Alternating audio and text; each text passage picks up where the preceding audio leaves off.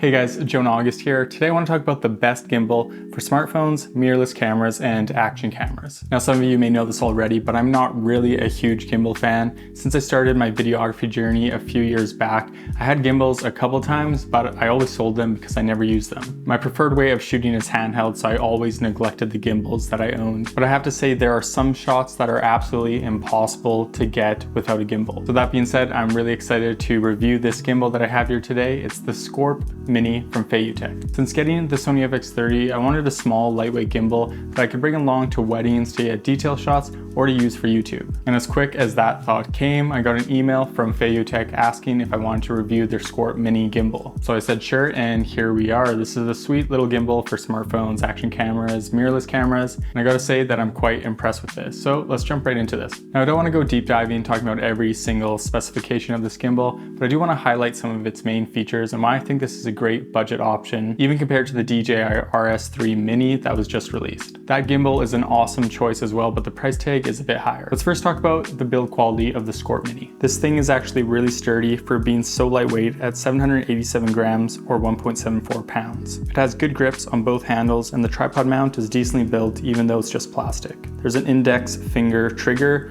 which if you double tap, it'll recenter your camera, and triple tap enters selfie mode. There's a power button on the side,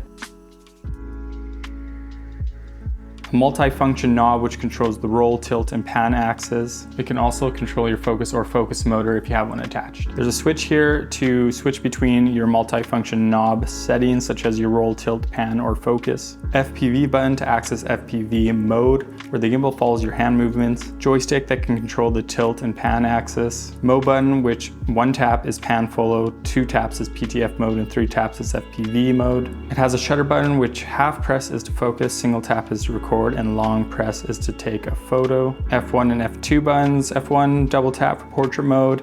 F2 single tap for locking the screen. The touchscreen feature is awesome and the menu is clearly laid out so you can easily access all your settings. There's a USB-C charging port which supports 18-watt fast charging, and the battery in this gimbal lasts up to 13 hours. There's a mounting bracket with two USB-C ports for camera control and other accessory control. Now each axis has a lock which is helpful in two ways. One, to compact the camera when not in use, and two, for balancing your camera on the gimbal. Balancing the gimbal is really straightforward and doesn't take long at all. Luckily, the instructions that come with the gimbal are clearly laid out so you can get to shooting really quick. What makes it easy is the locking mechanism. It easily loosens and tightens without the need for other tools. Now let's look at mounting different cameras on this gimbal. This gimbal has a max payload of 1200 grams or 2.65 pounds, so it can luckily hold my FX30 and Sigma 18 to 50mm no problem. The kit comes with a mounting plate to connect the camera on the gimbal. It also comes with different accessories so you can mount a smartphone or action camera as well. Now one of the best things I haven't mentioned yet, which is the price. It costs $259 US, which is cheaper than the DJI RS3 Mini. And with all its different compatibility options, this is a great choice for people who are filming with their smartphone, action cameras, or mirrorless cameras. I'm pretty stoked to use a gimbal again for getting certain types of shots. Thank you guys so much for watching today's video. Let me know if you have any questions about this gimbal in the comment section below, and I'll see you in the next video.